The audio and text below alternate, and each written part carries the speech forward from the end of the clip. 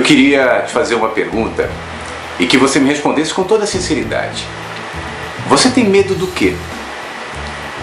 Talvez o que venha à mente quando a gente ouve esse tipo de pergunta sejam medos tópicos, medo de avião, medo de barata, medo de doença, medo de morrer. Mas será que você consegue perceber o quanto o medo tangencia a nossa vida? A maioria das nossas escolhas são feitas em nome do medo. E a gente não percebe porque o medo vaza de todos os lugares à nossa volta, ou pelo menos de muitos lugares à nossa volta. Medo do crime, medo de ser assaltado, medo da crise, medo de perder o emprego, medo da doença, medo da morte, medo de Deus. E de medo em medo, nós vamos pisando, cambaleando, de maneira torta, de maneira insegura e fazendo o nosso caminho, em nome do medo. O medo movimenta um volume de dinheiro gigantesco porque, sobretudo, medo é controle. Quando você tem medo, você não pensa. Quando você tem medo, você não questiona. Por que você acha que a gente vive de maneira tão inconsequente, tão sem reflexão? Por que a gente não para pensar no que importa e o que a gente busca? Na maioria das vezes é andar entretido. Luzes, lâmpadas que piscam à nossa volta e como mariposas que rodeiam uma lâmpada, a gente voa e vive sem olhar ao redor a não ser para aquele foco que nos promete a salvação do medo. No amor não há medo. E eu não me refiro necessariamente ao amor romântico e conjugal, mas eu falo o amor como postura de vida, o amor como olhar, o amor como escolha daquele que ao invés de reagir, age. Age sem medo do próximo, age sem medo da vida, age sem medo de si mesmo, age sem medo de Deus, age sem medo da morte.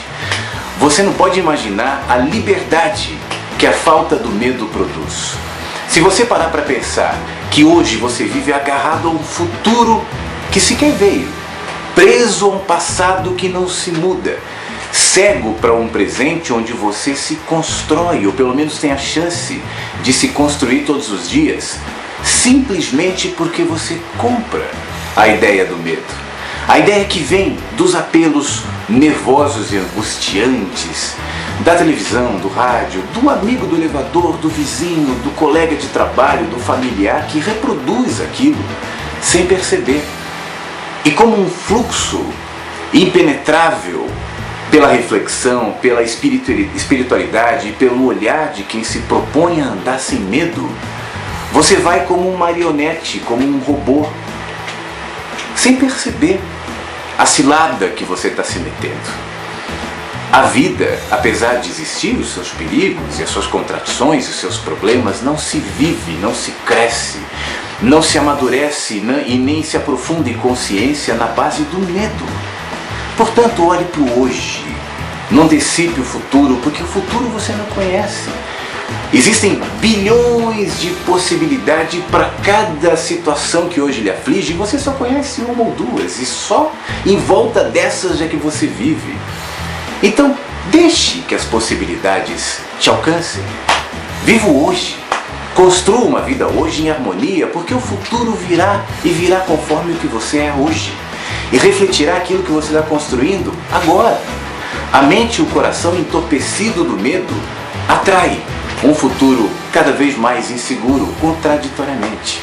Portanto, inclua nos seus pensamentos os melhores que você puder. Transcenda-se. Olhe com amor, aproxime-se das pessoas, haja ao invés de reagir. Antecipe o medo e não compre os discursos do medo. Liberte-se desse controle, liberte-se desse poder, liberte-se dessa marionete usada pelos donos do sistema, sejam eles os religiosos, sejam eles os políticos, sejam eles os empresários, ou quem quer que seja. Em escalas diferentes, em graus diferentes, esse é o combustível e é sobretudo o aprisionamento, o combustível que move e as correntes que prendem as pessoas que, sem perceber, constroem a sua vida e a si mesmo tentando fugir do medo, fugir da morte, fugir de si mesmo. Pense nisso, liberte-se do medo, viva o hoje, olhe o agora, porque o amanhã virá conforme aquilo que você é, agora e hoje. Um abraço. Obrigado. A gente se fala no próximo